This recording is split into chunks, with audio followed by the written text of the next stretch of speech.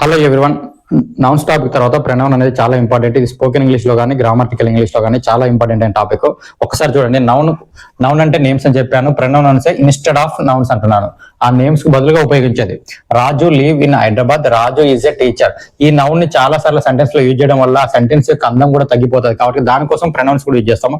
Raju leaves in Hyderabad, ఈ is a teacher అన్నాను. రాజు బదులు ఈ వాడినాను, ఇక్కడ సునీత బదులు షీ వాడాను. వీటినే ప్రొనౌన్స్ అంటాము, నౌన్స్ బదులు వాడతాము. వీటిని ప్రొనౌన్స్ 3 టైప్ లో. పర్సనల్ ప్రొనౌన్ 3 రకాలు, ఫస్ట్, సెకండ్, థర్డ్ అని తెలుసు.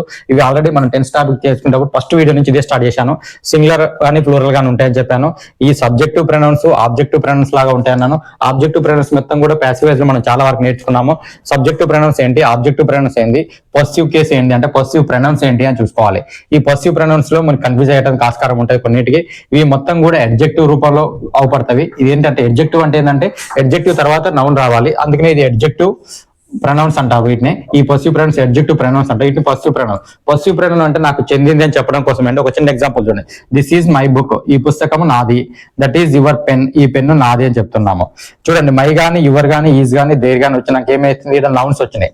ఈ నౌన్స్ వచ్చినాయి కాబట్టి నౌన్స్ ముందు ఉండేది మాత్రం ఎడ్జెక్టివ్ అంటాము ఇంగ్లీష్ గ్రామర్ ప్రకారం. ఎడ్జెక్టివ్ నెక్స్ట్ టాపిక్ నేర్చుకున్నప్పుడు ఇంకా క్లియర్ నేర్చుకుంటారు. అంటే నౌన్స్ కు ముందు ఉండేది ఎడ్జెక్టివ్, అంటే ఇవన్నీ కూడా ఎడ్జెక్టివ్ ప్రొనౌన్స్ అంటారు. ఇవన్నిటి కూడా ఎడ్జెక్టివ్ ప్రొనౌన్స్ అని చెప్తున్నాం.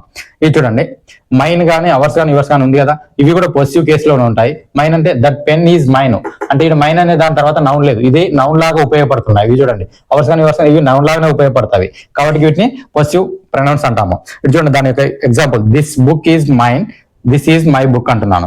ఈ రెండు కూడా అర్థం ఏంటి, రెండింటికి కూడా ఒకటే అర్థము. ఈ పాజిటివ్ నాకు చెందింది అని చెప్పడం కోసం అర్థం ఉంటుంది. But this book is mine అన్న తర్వాత నీకు నౌన్ రావట్లేదు, దిస్ ఈజ్ మై బుక్ అన్న తర్వాత నౌన్ వస్తుంది. ఈ క్లారిటీ నేర్చుకోగలిగితే మీరు స్పోకెన్ ఇంగ్లీష్ రాసేటప్పుడు కానీ ఇంగ్లీష్ గ్రామర్ చేసేటప్పుడు కానీ ఖచ్చితంగా తప్పులు లేకుండా చేయగలుగుతారు, తప్పు లేకుండా మాట్లాడగలుగుతారు. ఇది ఒక టాపిక్ అయిపోకుండా మనం స్పోకెన్ ఇంగ్లీష్ రెగ్యులర్ గా రోజు క్లాస్ స్టార్ట్ చేద్దాం. థ్యాంక్ యూ అండి.